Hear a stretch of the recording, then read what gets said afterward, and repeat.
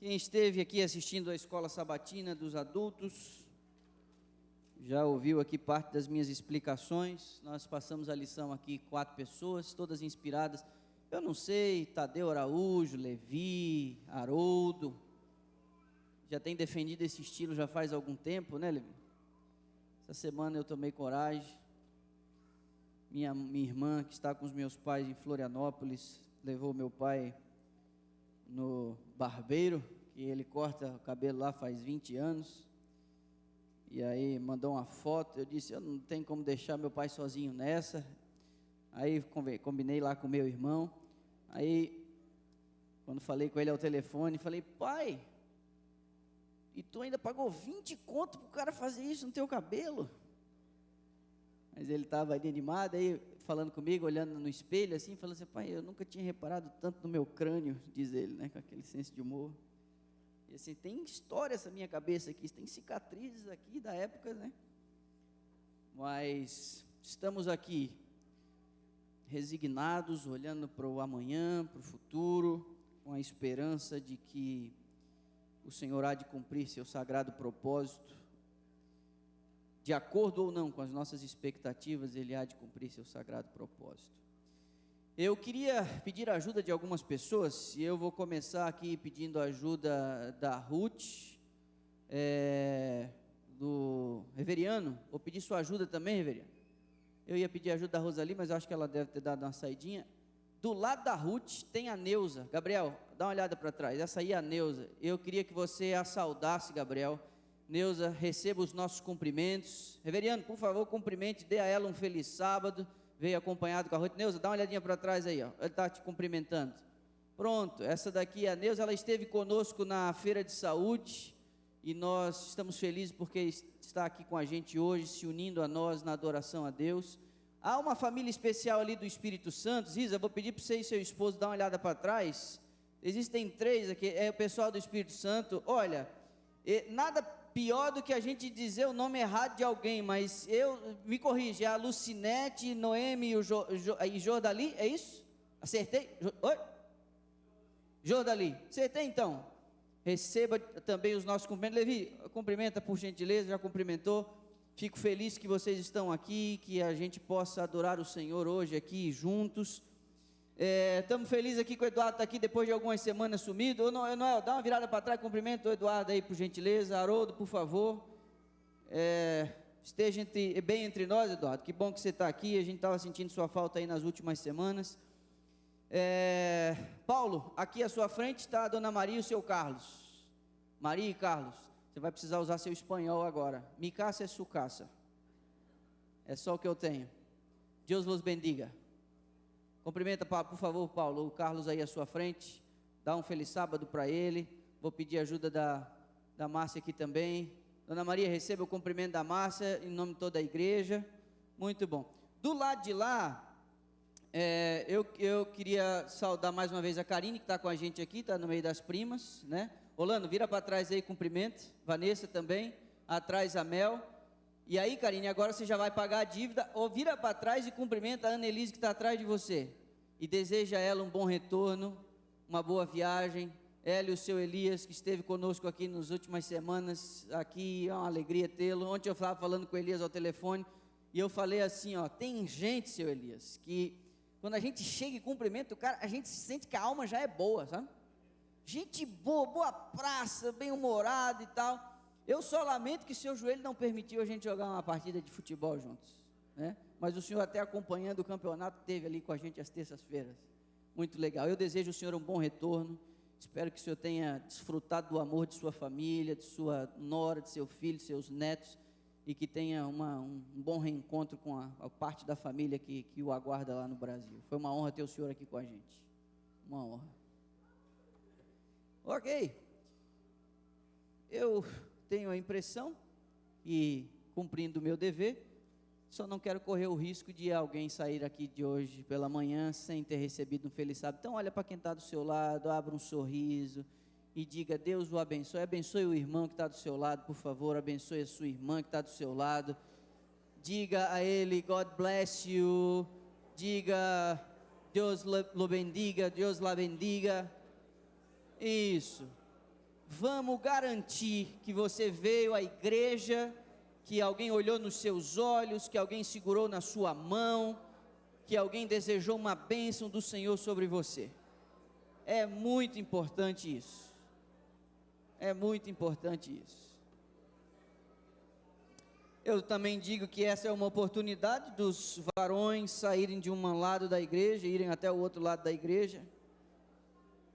A chance de você tocar, não é? Tá bom.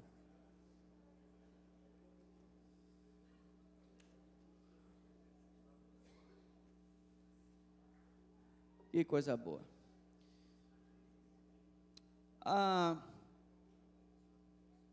Nós como família lá em casa, os Damasio, há alguns anos atrás nós estabelecemos uma prática que era a gente se encontrar, todo mundo, sem faltar ninguém, uma vez por ano. E fizemos isso de várias formas, em vários formatos. Houve ano em que nós nos encontramos na casa dos meus pais em Florianópolis. Houve momentos em que alugamos uma casa na praia. E houve um desses ajuntamentos. Houve também umas férias que o pessoal tinha exagerado nas férias anteriores, e aí resolveram gastar uma semana desse convívio em família numa das clínicas de vida saudável que a gente tem no Brasil, ali em São Roque. E aí, para descontar as férias anteriores, que voltou todo mundo mais pesado, nessa voltou todo mundo mais leve. Mas houve um episódio que alguns até vão sentir uma certa saudade. Essa foto aqui, essa é a minha família. Aí à sua esquerda está o meu irmão, é o irmão do meio. No meio dos meus pais ali está a minha irmã, que é a mais velha.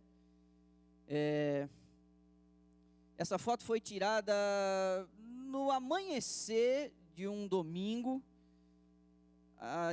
Alguém pode arriscar? Que praia foi essa? Não?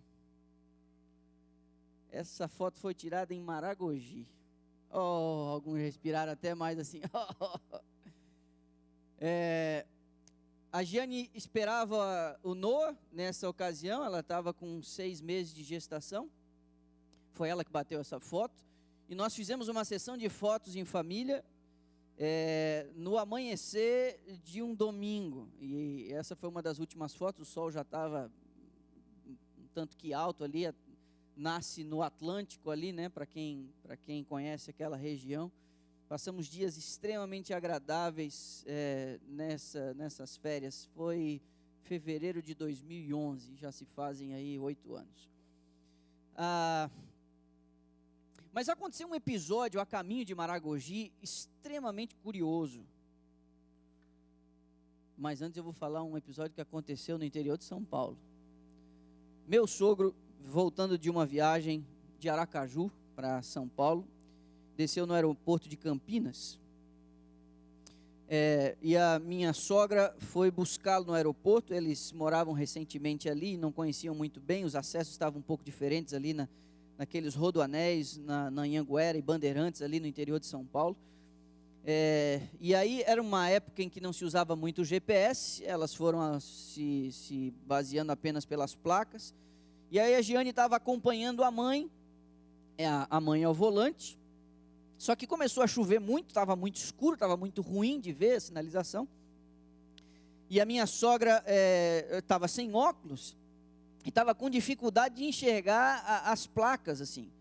E aí as duas, naquela coisa assim de, né, uma dirigindo e a outra emprestando a visão, tiveram uma ideia. A Giane, mãe, o seu óculos, eu esqueci o óculos. Aí a Giane, que usou óculos por muito tempo, emprestou os óculos dela, num grau e numa coisa completamente pessoal, emprestou os óculos para a mãe dela poder enxergar as placas. E elas, ao contarem essa história, contam rindo, porque elas não sabem definir se com os óculos ela conseguiu enxergar melhor ou pior, e perderam a entrada várias vezes, chegaram atrasadas, e foi um caos.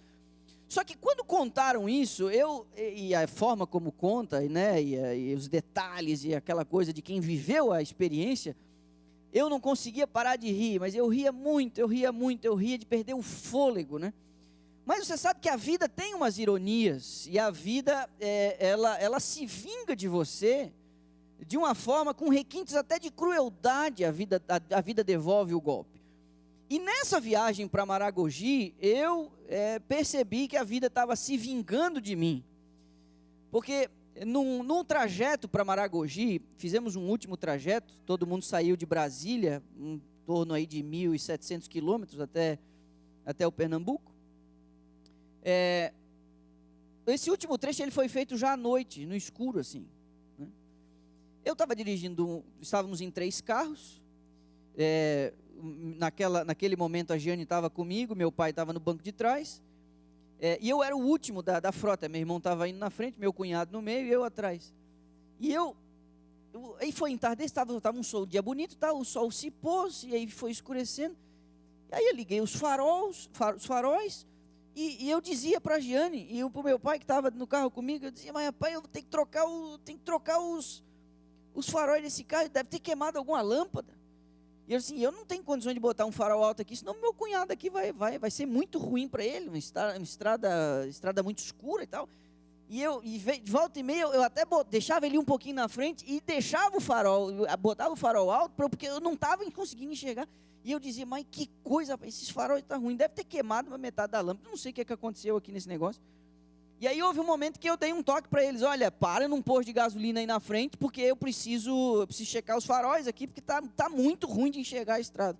Aí não, a gente para ali, já tem as crianças precisam ir no banheiro, aí pararam num posto de gasolina, e eu saio do carro, né? Saio do carro, estaciono ali, eu vou lá na frente do carro, os faróis funcionando, aí vou lá, dou o farol alto, chego ali na frente, os faróis funcionando, e eu digo, mas que coisa, rapaz, eu não estou enxergando nada. Aí nessa eu fui coçar o olho, adivinha? Eu esbarrei numa miséria do óculos, eu estava de óculos escuros dirigindo à noite. E o problema é que até hoje eu não sei se a minha esposa e o meu pai não perceberam e estavam rindo dentro de si, mas eu devo ter dirigido quase 2 horas com óculos escuros, botando a culpa nos faróis, quando de fato as minhas lentes eram completamente inapropriadas para eu poder enxergar o caminho. Meus irmãos, a compreensão da realidade depende muito da sua plataforma de pensamento. A maneira como você enxerga a realidade depende do tipo de lente que você está usando para você interpretar essa realidade. A Sócrates é atribuída a afirmação, uma vida não refletida não é digna de ser vivida.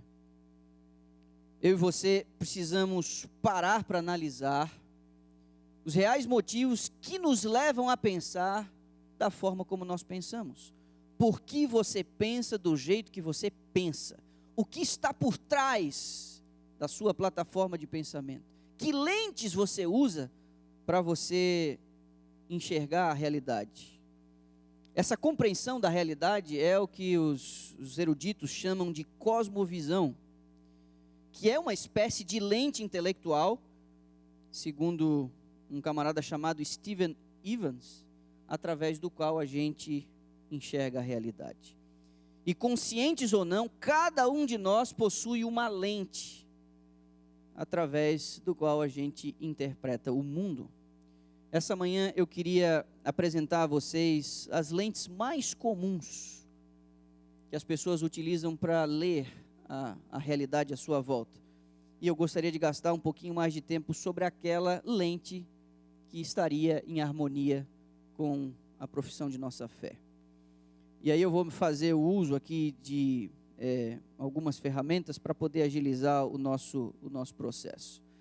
A primeira cosmovisão que eu queria trabalhar com vocês é a chamada de cosmovisão islâmica.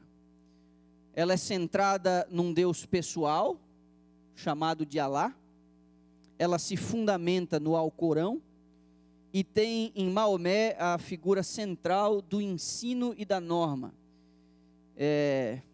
Ainda que nós estejamos um pouco distantes dessa cosmovisão, alguns de nós não estamos familiarizados, ou quase nada familiarizados com essa cosmovisão, ela corresponde a uma grande parcela da comunidade do planeta. A comunidade islâmica é muito grande, muito extensa, e eles têm por objetivo ter muitos filhos e assim tornar a sua população a mais extensa possível dentro do planeta. O que vai à contramão de muitas culturas em países do primeiro mundo. Esse Alcorão é o livro sagrado que contém o código religioso, moral e político dos muçulmanos. Maomé, alguns quem sabe até não conhecem um pouco a sua história, foi um líder religioso, político e militar árabe, que segundo a tradição islâmica, Maomé é o mais recente e o último profeta do Deus de Abraão. Para os muçulmanos, Maomé foi precedido em seu papel de profeta por Jesus, Moisés, Davi, Jacó, Isaac, Ismael e Abraão. E como figura política, Maomé, unificou as várias tribos árabes, o que permitiu as conquistas daquilo que viria a ser um califado, que se estendeu da Pérsia até a Península Ibérica. Essa é uma das cosmovisões mais aceitas pelos habitantes do planeta, esses um pouco mais de 7 bilhões. A outra cosmovisão é a cosmovisão humanista secular. Esta é centralizada na capacidade humana, distante de Deus, é a capacidade do homem de cuidar de si mesmo e de velar pelo seu progresso. O homem é capaz de cuidar de si, por suas próprias forças. O humanismo secular se tornou uma cosmovisão dominante entre os intelectuais americanos na década de 1930.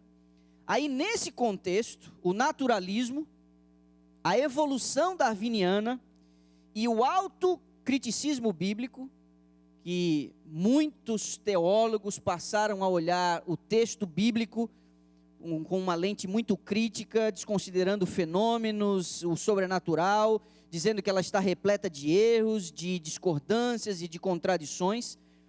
E essa corrente de pensamento afetou as principais universidades, que até então tinham como a teologia como sua base curricular. A partir dessa década de 30, especialmente, essas universidades passaram a aceitar essa cosmovisão humanista secular. Nós temos que cuidar de nós mesmos, porque se nós não cuidarmos de nós mesmos, ninguém vai cuidar. Essas principais universidades, principais denominações protestantes, pasmem você, muitos pastores, padres, bispos, céticos em relação ao sobrenatural bíblico, e também as mídias mais destacadas, como Washington Post, New York Times, e algumas delas aqui muito respeitadas nos Estados Unidos, também adotaram como plataforma de pensamento o humanismo secular. Nós temos que cuidar de nós mesmos. A elite secular humanista agora cria que a maioria dos educadores e dos cientistas não mais buscavam na Bíblia a resposta, a verdade, o discernimento. Então a humanidade agora teria que se virar por si mesma. Isso, em termos práticos, em menos de 10 anos, nos levou à Segunda Guerra Mundial, para que a gente possa compreender um pouco isso. A maioria dos americanos, como descreve Schwertley, se via nas igrejas agora destituídas de uma crença e submissão à Bíblia. Havia uma espécie de piedade e dissimulação, uma negação do poder e da autoridade de Deus. O bispo Fenelon viveu no século 17, colocou o seu dedo nesse maior problema do universo. Ele disse: os seres humanos perderam a sua capacidade de agir com significado. O que me espanta é que mesmo entre os que se consideram cristãos, tem muitos que se utilizam desse tipo de lente do secularismo humanista, uma tentativa constante de resolver por nós mesmos as nossas questões, e uma descrença e um cinismo nas escrituras e no sobrenatural.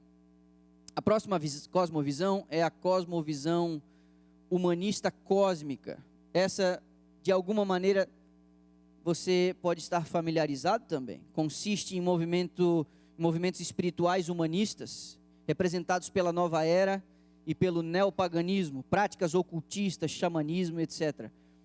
Aí entra o budismo e outras correntes filosóficas do Oriente. Tudo é Deus. Variadas formas de panteísmo têm tido destaque nas culturas orientais por milhares de anos.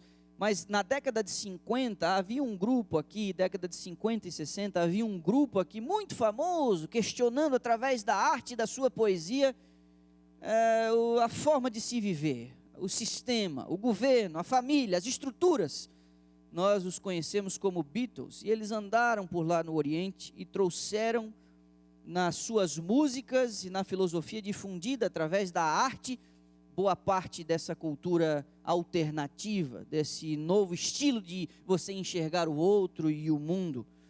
Alguns chegam a dizer que nós nunca vivemos numa era tão espiritualizada, mas apesar disso, nada muito novo em sua essência, apenas uma roupagem nova.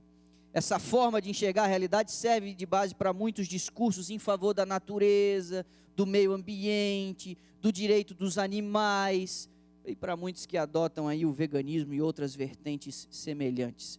Alguns adotam procedimentos e comportamentos, defendem pontos de vista sem mesmo compreender o que está por trás desse tipo de pensamento, defesa e filosofia.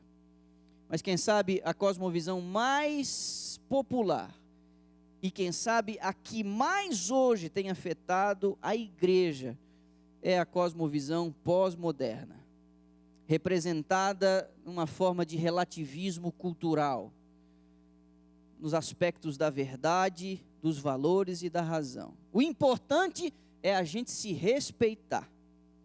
As novas gerações, inclusive, têm um mindset formatado para que ninguém seja injustiçado. Qualquer verdade que se oponha ou que se proponha a ser absoluta, viola o direito individual. Você tem a sua verdade, eu tenho a minha, não tente me fazer engolir os seus conceitos e eu não vou impor os meus sobre você. Robert Solomon inicia o seu livro Espiritualidade para Céticos com a seguinte confissão: eu nunca entendi direito a espiritualidade, ou melhor, eu nunca prestei muita atenção. Esse Solomon, ele não rejeita, ele não critica, nem contesta nenhuma doutrina ou religião. Ele sugere uma alternativa para aqueles que, à sua semelhança, declaram-se céticos. Sua busca é, palavras dele, eu cito, um sentido não religioso, não institucional, não teológico, não baseado em escrituras, não exclusivo da espiritualidade, um sentido que não seja farisaico, que não se baseie em crença, que não seja místico, que não seja crítico, carola ou pervertido. Essa é uma abordagem que retrata muito a cosmovisão pós-moderna. O importante é a gente conviver numa boa, cada um respeitando o outro. Meus irmãos, depois de eu ter dado uma pincelada bem superficial nessas principais cosmovisões, e aqui nessa especialmente eu poderia gastar um bom tempo, eu gostaria de passar para aquilo que nós consideramos e classificamos como a cosmovisão cristã. Que lente os cristãos, em tese, usam para enxergar a realidade? Como a gente interpreta o que está acontecendo à nossa volta à luz do cristianismo? Essa cosmovisão cristã, numa definição bastante enxuta, ela é centralizada, primeiro, num Deus pessoal, num Deus que se revela na Escritura e tem em Jesus Cristo a figura central da salvação. Então, eu queria apresentar para você alguns textos sobre os quais nós baseamos essa cosmovisão cristã. Alguns textos que nos ajudam a compreender as lentes que um cristão se utiliza para enxergar a si mesmo, as pessoas que estão à sua volta, o que acontece no mundo, os movimentos sociais, os movimentos de protestos, as novas ondas, as tendências, a moda, como que nós enxergamos isso? A Bíblia nos apresenta alguns textos que nos ajudam como uma espécie de lente. Você não pode andar por aí como eu fiz, no escuro da noite, utilizando lentes escuras. Ou você também não pode fazer como a minha sogra fez, de querer olhar os sinais e as indicações utilizando um óculos com um grau diferente do que ela precisava. Não tem condições. Nós precisamos utilizar as lentes corretas para ter uma uma leitura correta da situação. O primeiro texto é Romanos 8,17, porque se a cosmovisão cristã, ela está baseada no fato de Deus ser um Deus pessoal, observe o que as Escrituras nos revelam. Se nós somos filhos, somos logo herdeiros, também herdeiros de Deus e co-herdeiros de Cristo. Deus é um Deus pessoal, não distante, não alheio, e Ele se coloca pessoal quando Ele diz: eu sou seu pai e você é meu herdeiro. Olha, nas palavras de João, vejam como é grande o amor que o Pai nos concedeu, que fôssemos chamados filhos de Deus. E aí ele complementa dizendo: e de fato nós somos. Há uma pessoalidade na cosmovisão cristã. Deus não é apenas um agente policial cósmico, alheio, distante, indiferente, com variações no seu humor, mas um pai que achou por bem dizer e deixar claro: eu sou seu pai. Davi, em tom poético, diz: que é o homem para que com ele te importes, e o filho do homem para que com ele te preocupes. Nas palavras de Isaías: como alguém a quem sua mãe consola, assim eu vos consolarei. E de novo o salmista: como um pai se compadece de seus filhos, assim o Senhor se compadece dos que o temem. Meu irmão, a primeira coisa que eu e você precisamos compreender, o primeiro elemento, o elemento básico, para a gente conseguir compreender quem nós somos, quem os outros à nossa volta são, como que esse mundo está do jeito que está, a primeira coisa que eu e você precisamos compreender como verdade, e essa é uma lente, é uma camada, é um layer, a primeira coisa: Deus não está distante de você, Ele se importa com você, é um Deus pessoal que se apresenta como um pai, é o primeiro elemento. Segunda coisa, Deus achou por bem se revelar. A cosmovisão cristã admite a revelação de Deus através da Bíblia Sagrada. Um famoso historiador adventista chamado George Knight, ele destacou 3 pressupostos. Eu vou voltar aqui. Isso.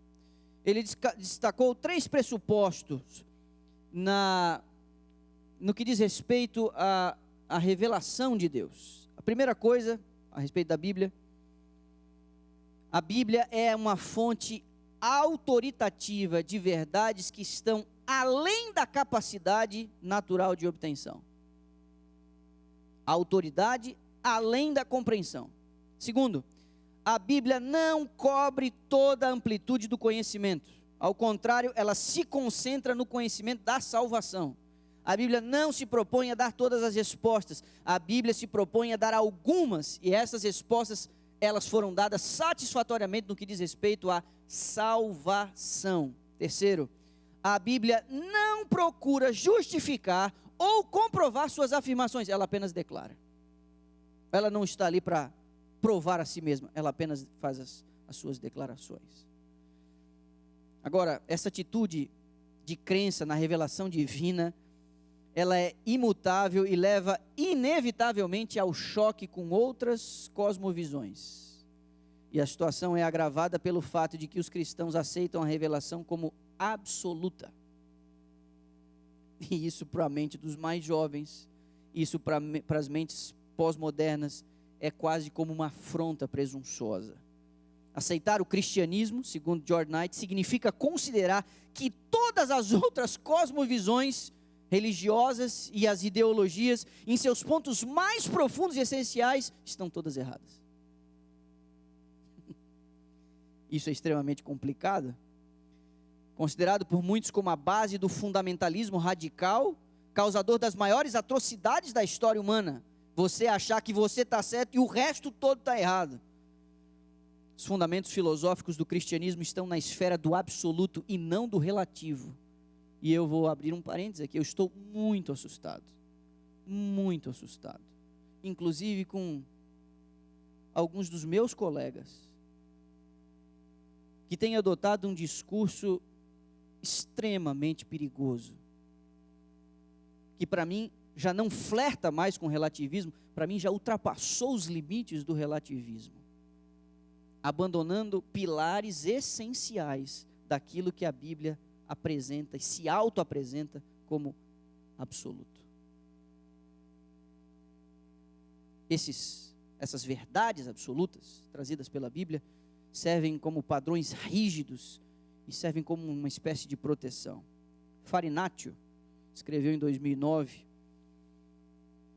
algo sobre o que eu estou dizendo nos seguintes termos: na cosmovisão da diversidade religiosa, porque uma das outras cosmovisões mais difundidas é o seguinte: você está certo, eu estou certo, está todo mundo certo, o importante é a gente conviver bem. Só que é o seguinte, há aqui uma falácia, há aqui uma mentira dentro desse conceito. Nessa cosmovisão da diversidade religiosa, todas as religiões são iguais, ainda que contraditórias. Nenhuma religião é mais verdadeira do que as outras, ainda que isso contribua para uma feliz harmonia no papel. Isso não funciona no mundo real. Tente afirmar a diversidade nas seguintes áreas, e aí Farinaccio dá 2 exemplos. Não importa o que você creia sobre matemática, conquanto que você seja sincero em suas crenças. Observe, há aqui uma falácia. Não importa o que você creia sobre matemática, apenas que você seja sincero. Olha, eu não contrataria um engenheiro para calcular a base de um edifício, de uma casa que eu gostaria de construir, se ele fosse relativo nos seus cálculos. Eu não moraria numa casa assim, porque a matemática é uma ciência exata que exige uma verdade e ela deve ser respeitada. E 1 mais 1 é igual a 2. E não importa se você é sincero ao dizer que pode ser 3 ou 1,5. 1 mais 1 é igual a 2. Não importa o que você crê sobre o nazismo, conquanto que você seja sincero com suas crenças. Não, meu irmão. Existem coisas que devem respeitar uma base de verdade, e ela não pode ser considerada de maneira relativista. E aí, Ellen White, considerada pelos adventistas como a voz profética para o tempo do fim, ela fez algumas afirmações que não permitem uma leitura relativista, fictícia da Bíblia Sagrada. O primeiro texto que eu quis trazer aqui para você está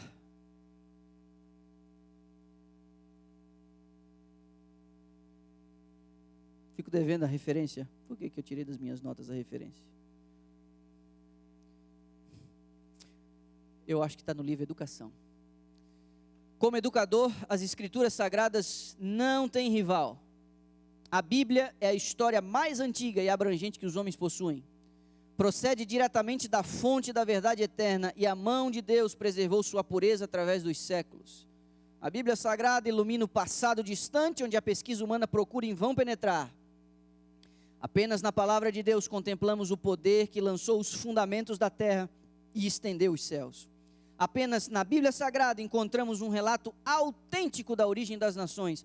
Unicamente nela se apresenta a história de nossa raça, sem a influência do orgulho ou preconceito humano. Num outro momento ela disse assim: mas o que deve nos levar a apreciar a Bíblia acima de todas as demais considerações é que nela está revelada a vontade de Deus aos homens. Nela aprendemos o objetivo de nossa criação e os meios pelos quais esse objetivo pode ser atingido. Aprendemos de maneira sábia como melhorar a vida presente e como garantir a futura. Nenhum outro livro pode satisfazer as dúvidas da mente ou os anseios do coração. Obtendo conhecimento da palavra de Deus e dando-lhe atenção, os homens podem erguer-se das maiores profundezas da degradação para se tornarem filhos de Deus, companheiros de anjos puros. Lindo texto, não? Para os cristãos, adquirir conhecimento de Deus é diferente de todas as outras ciências. Não é possível analisar Deus sob a lente de qualquer ferramenta. Martinho Lutero, inclusive, chegava a dizer, falando da grandeza de Deus, Deus usa uma máscara para se revelar, ao mesmo tempo em que ele se oculta. O homem só pode estudar a respeito de Deus na proporção que Deus se faz conhecido. E a gente entende na cosmovisão cristã que ele faz isso através da natureza, das Escrituras e através de Jesus Cristo. Essa revelação, ela pode ser classificada como revelação geral e revelação especial. Uma vez que essas revelações se encontram disponíveis a todos apelando à razão humana, ela é considerada como revelação geral.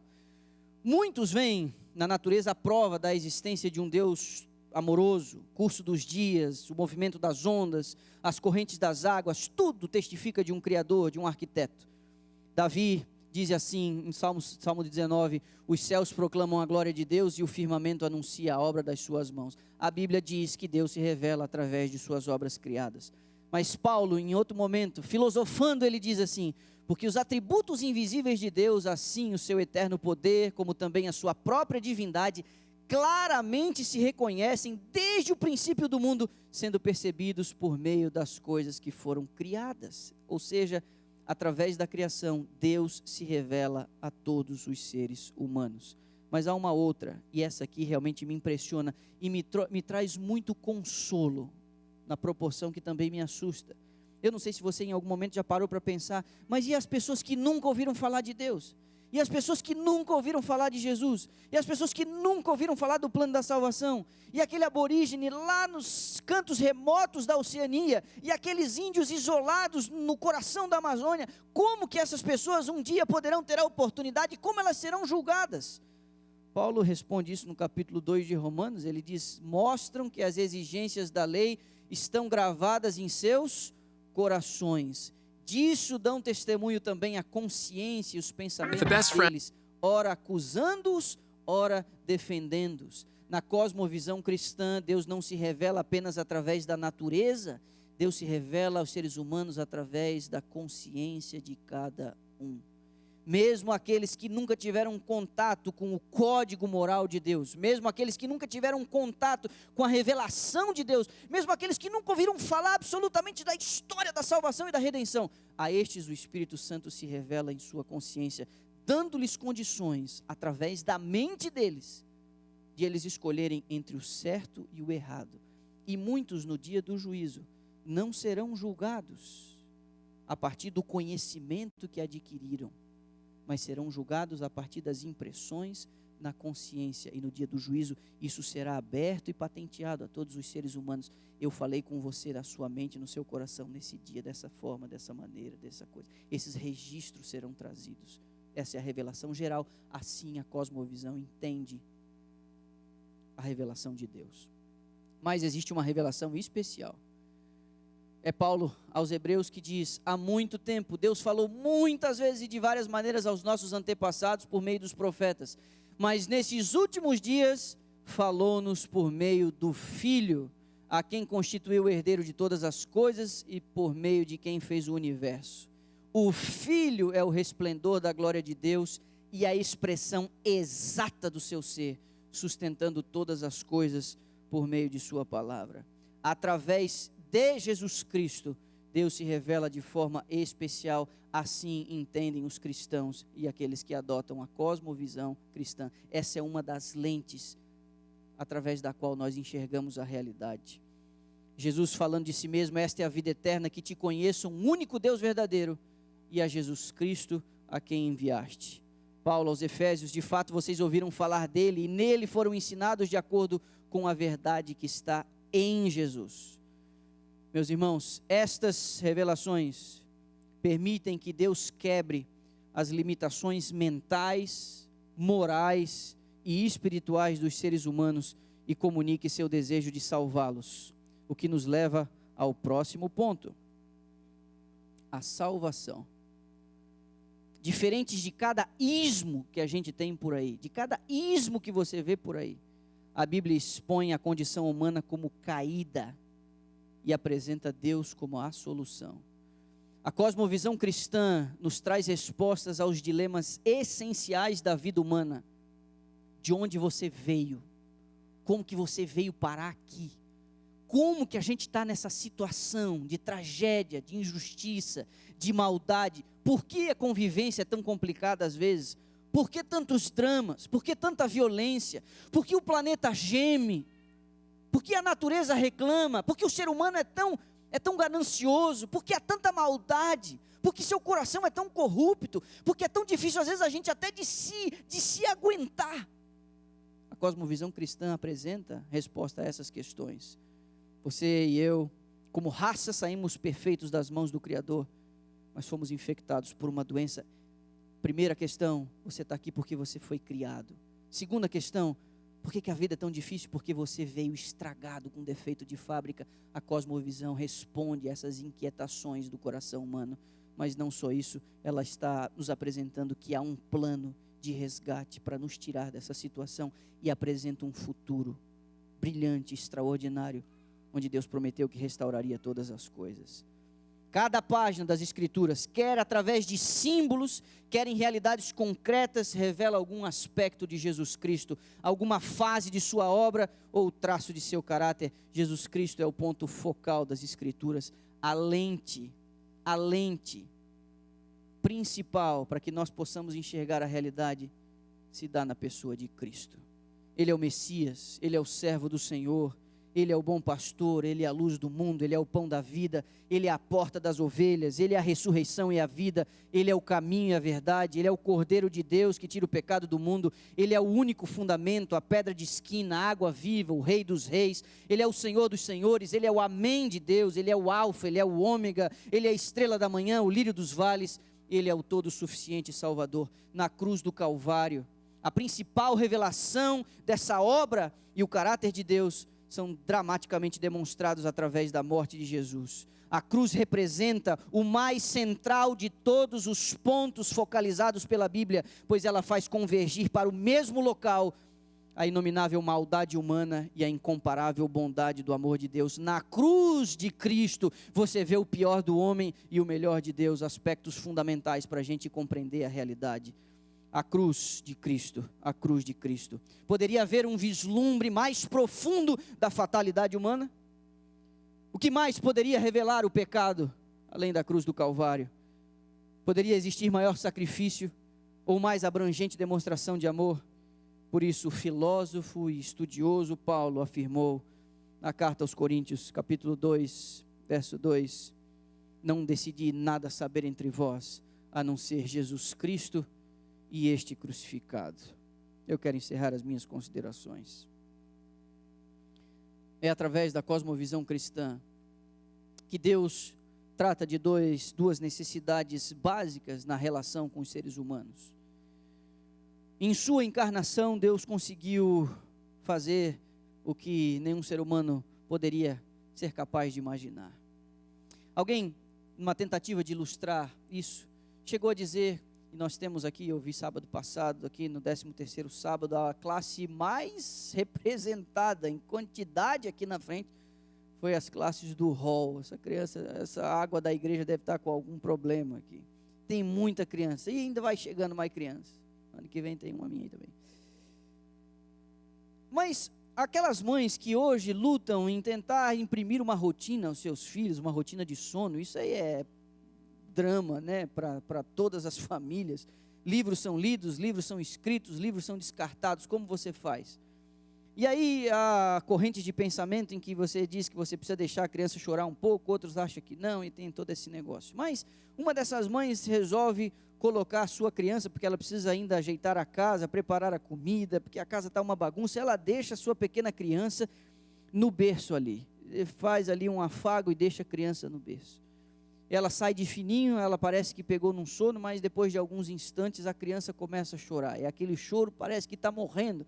A mãe fica com o coração apertado, porque não consegue ver a criança chorar, mas ela tem coisas para fazer, e a criança precisa entender que ela não pode dormir sempre no balanço do braço, porque vai escravizar a família inteira. Então é aquele drama. Então a mãe tem uma ideia, ela está chorando porque ela está se sentindo sozinha, então a mãe vai lá e pega um ursinho, ela pega o ursinho e coloca o ursinho encostado no bebê, e diz, olha, você não está sozinho, e a mãe sai de fininho, a criança sente o toque do ursinho, mas você sabe, esse ursinho não vai resolver o problema, e a criança chora, e ela num desses de abrir os braços, tira o ursinho de perto dela, porque o ursinho não resolve o problema da companhia, ela precisa de alguém que transmita calor pelo toque, e a mãe que precisa fazer as coisas, aí agora ela tem uma outra ideia. Ela tem uma vizinha, e a vizinha dela tem 12 anos, e ela diz, por favor, dá uma olhada no bebê aqui, mas aí a vizinha diz assim, não, minha filha saiu, aí ela, a vizinha também tem um bebê, e ela diz o seguinte, então é o seguinte, me empresta o seu bebê. Eu, como assim, empresta o seu bebê? Não, vou botar o bebê junto aqui no bercinho, pelo menos eles ficam juntos. E aí a vizinha empresta o bebê, e ela pega o bebê e bota o bebê da vizinha dentro do bercinho do filho dela e coloca os dois um do ladinho do outro. E a criança até no primeiro momento sente que é alguém como ela, não é um ursinho inanimado, se mexe, emite som. E aí eles ficam ali meio que se acotovelando, trocando aqueles olhares e tal. Mas depois de algum tempo, passou a graça, e o déficit de atenção de uma criança parece que é de 1 minuto e meio, ela começa, agora você não tem uma criança chorando, você tem 2 crianças chorando, e elas começam a chorar, que é um horror, porque nessa questão da necessidade humana, ilustrada por um bebê chorando no berço, primeiro, para suprir sua necessidade, você precisa ter alguém igual a você. Só que alguém igual a você, da mesma idade, mesma capacidade, não pode atender alguns dos anseios que você tem, das suas necessidades, você precisa de alguém maior do que você. Nesse sentido, o ursinho não resolve, um outro bebê não resolve. Nesse sentido, você precisa de um adulto para tomar aquela criança no colo. E o adulto mais apropriado para atender a necessidade daquela criança seria sua mãe ou seu pai. Nesse sentido, dentro da antropologia, dentro da necessidade básica do ser humano, você precisa de alguém igual a você, alguém maior que você e alguém íntimo de você. No plano da salvação, onde a cosmovisão cristã apresenta detalhadamente de uma capa a outra nesse livro, o que nós vemos? Nós vemos um Deus que se fez igual a nós ao descer aqui. Mas ao se fazer igual a nós, Ele não perdeu a sua capacidade de ser infinitamente maior do que nós. Plenamente homem e plenamente Deus. Plenamente homem porque eu e você precisaríamos sentir a empatia de ter alguém que nos entende para atender às nossas necessidades. Mas alguém maior do que você, porque o seu drama é muito grande. Porque o buraco e o vazio de sua alma é imenso. E porque o vão entre você e o seu Criador é quase infinito, que só um ser infinito poderia cobrir essa distância. Por isso você precisaria de alguém infinitamente superior a você. Por isso um anjo não poderia cobrir esse abismo, ainda que fosse perfeito. Para um abismo infinito, apenas um ser infinito. Tinha que ser igual para que você pudesse confiar em sua empatia, mas tinha que ser superior para que você pudesse confiar no seu poder. Só que além de ser igual e superior, ele precisaria também ser íntimo. Por isso, a cosmovisão cristã apresenta um Salvador pessoal, único, seu, para você, na sua medida, segundo a sua necessidade. Meus irmãos, se Sócrates diz que uma vida não refletida não vale a pena ser vivida, eu consigo concordar com ele. Nós precisamos, como cristãos, sair do raciocínio raso de nossa fé, porque nós cremos o que nós cremos, porque fazemos o que nós fazemos.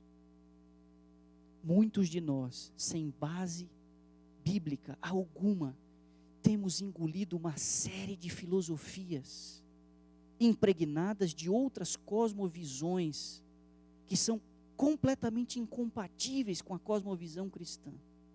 Ainda que numa roupagem de justiça social, de igualdade, de tolerância, ainda que revestidos de todos esses argumentos, a política da boa vizinhança, a boa convivência, essa é a plataforma que nos levará ao último conflito. Essa é a plataforma que nos enfraquecerá para o último conflito. Se a gente começa a engolir uma série de coisas, desconsiderando as lentes do cristianismo para ler a nós mesmos, a nossa sociedade, a nossa cultura, os nossos semelhantes, os nossos familiares, seremos presa fácil para todo vento de doutrina. Como disse o apóstolo Paulo, eles vão correr atrás, balançando que nem cana no vento.